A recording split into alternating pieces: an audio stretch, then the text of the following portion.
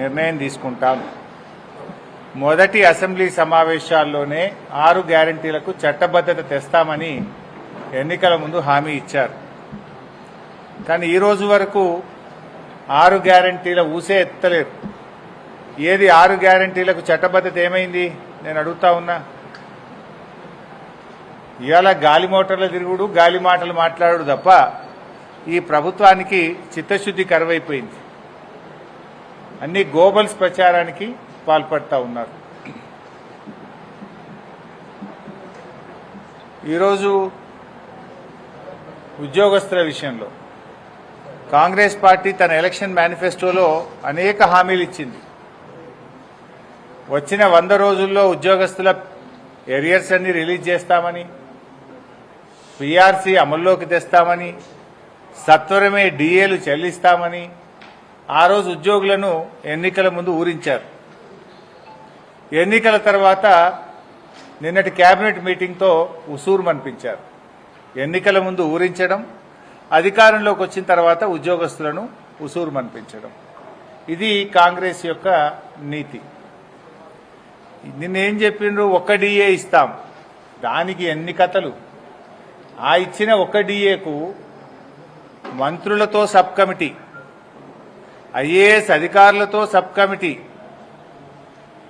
పెద్ద మనుషులతో ఒక సబ్ కమిటీ. పెద్ద మనుషులు అంటే అడ్వైజర్లు, కేశవరావు గారు అట్లా అడ్వైజర్లు ఉన్నారు.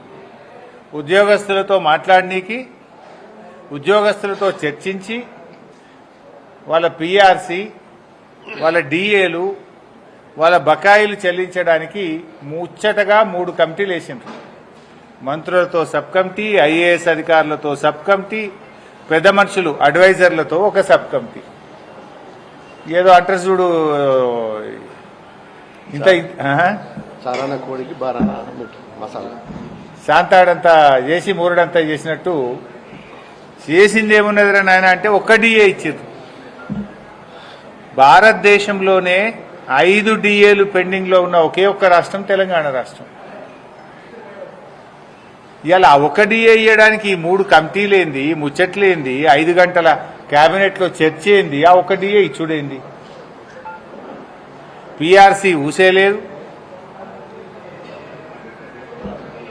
ఉద్యోగస్తులకు మన ఓపీఎస్, సిపిఎస్ అంటే ఓల్డ్ పెన్షన్ స్కీమ్ తెస్తామని చెప్పి హామీ ఇచ్చింది కాంగ్రెస్ ప్రభుత్వం.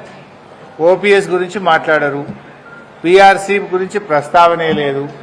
1 డిఏ ఇస్తామని ఇంకా అదేదో పెద్ద గొప్ప పని చేసినట్టు ఇంకా చెప్పుకుంటా ఉన్నారు.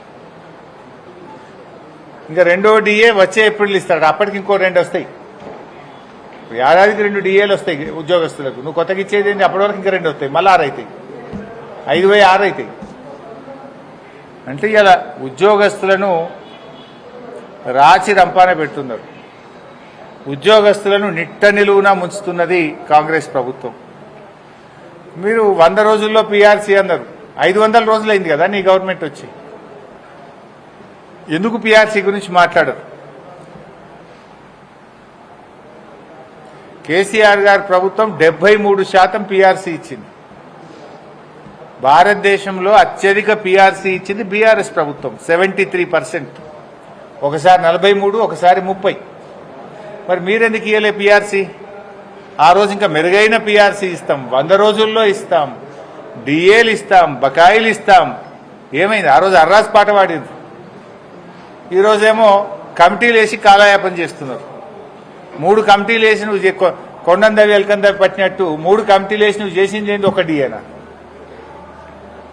ఇప్పటికైనా బీఆర్ఎస్ పార్టీ డిమాండ్ చేస్తుంది, తక్షణమే 3 డిఏలు చెల్లించాలని ఉద్యోగుల పక్షాన బీఆర్ఎస్ డిమాండ్ చేస్తుంది.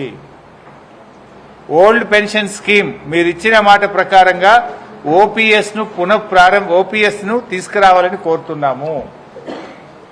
తక్షణమే బీఆర్ఎస్ ఇచ్చిన దానికంటే ఎక్కువ ఉద్యోగస్తులకు ఇవ్వాల్సినటువంటి పీఆర్సీని ఇవ్వాలని మేము డిమాండ్ చేస్తున్నాము. మేము 43 ఇచ్చాం, మీరు అంతకంటే ఎక్కువ ఇవ్వండి, ఇస్తామన్నారు కదా. ఇలా ఉద్యోగస్తుల్ని ఏసీబీ కేసులు పెట్టి విజిలెన్స్ దాడులతోని రాచి రంపాన పెడుతున్నారు ఉద్యోగస్తులను. భయభ్రాంతులకు లోన్ చేస్తున్నారు ఉద్యోగస్తులను. ఇలా రాష్ట్రంలో అప్పులేని పంచాయతీ సెక్రటరీ లేడు. దుబ్బాకలో ఏ ఊరికైనా పోదాం, ఏ పంచాయతీ సెక్రటరీ అయినా కలిగింది. గవర్నమెంట్ నుంచి ఒక రూపాయి రాక జీతం డబ్బుల నుంచి అప్పు తెచ్చి మిత్తికి తెచ్చి గ్రామ పంచాయతీలు ఇలా పంచాయతీ సెక్రటరీలు నిర్వహిస్తా ఉన్నారు.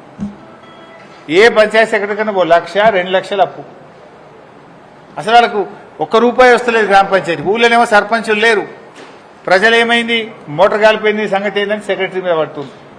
బుగ్గలు కాలిపోయినాయి, బుగ్గలు ఎప్పుడు వేస్తామని సెక్రటరీని అడుగుతుండ్రు. గ్రామ పంచాయతీలో చూస్తేనేమో 0.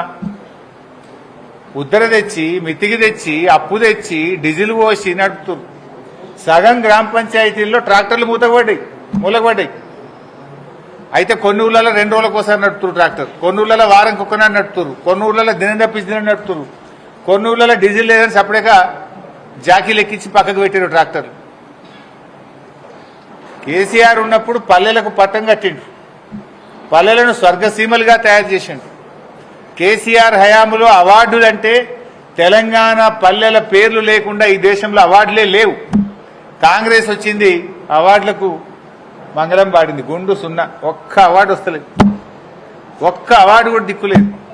మొత్తం పంచాయతీ సెక్రటరీలు రాష్ట్రంలో 1 లక్ష నుంచి 3 లక్షల అప్పుల పాలైపోయారు. బంగారం కుదబెట్టి అప్పులు తెచ్చి పంచాయతీ సెక్రటరీలు ఇలా గ్రామాలు నిర్వహిస్తా ఉన్నారు. ఈ రకంగా చాలా దుర్మార్గంగా కాంగ్రెస్ ప్రభుత్వం వ్యవహరిస్తూ ఉంది.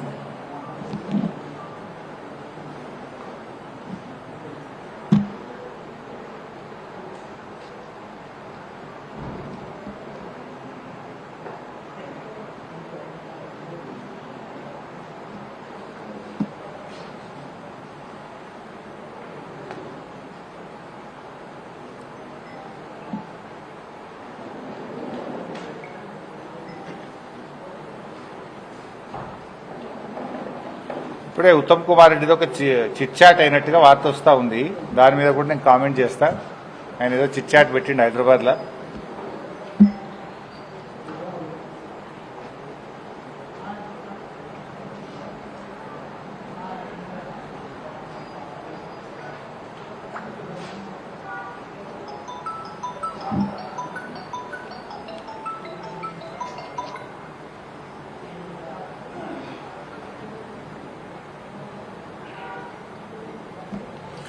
ఉత్తమ్ కుమార్ రెడ్డి రేవంత్ రెడ్డిని మించిపోతున్నాడు. దేంట్లో అబద్దాలు ఆడుట్లా. అబద్దాలకు బ్రాండ్ అంబాసిడర్ రేవంత్ రెడ్డి. కానీ నిన్నయాల ఉత్తమ్ కుమార్ రెడ్డి రేవంత్ రెడ్డిని కూడా మించిపోతున్నట్టు. ఎందుకంటే అబద్దాలాడి రేవంత్ రెడ్డి సీఎం అయిండు. నేనే ఆయన కంటే తక్కువ అబద్దాలు ఆడినా అందుకే సీఎం కాలేదనుకుంటుండో ఏందో. నేను రేవంత్ రెడ్డిని మించిన అబద్దాలు ఆడతా అనుకుంటుండే ఈ మధ్యలో ఉత్తమ్ కుమార్ రెడ్డి. సో అబద్దాలకు బ్రాండ్ అంబాసిడర్ రేవంత్ రెడ్డి అయితే ఆ బ్రాండ్ అంబాసిడర్కు తాత ఈ ఉత్తమ్ కుమార్ రెడ్డి తయారైపోయింది. ఆ గోబల్ సెంటర్ ఆయన బతుకుంటే ఉరి పెట్టుకుంటుండే ఉత్తమ్ కుమార్ రెడ్డి అబద్దాలు చూస్తే తప్ప వీడియో కూడా నన్ను మించిపోయింది అనుకుంటుండే. అట్లా తయారైపోయింది ఉత్తమ్ కుమార్.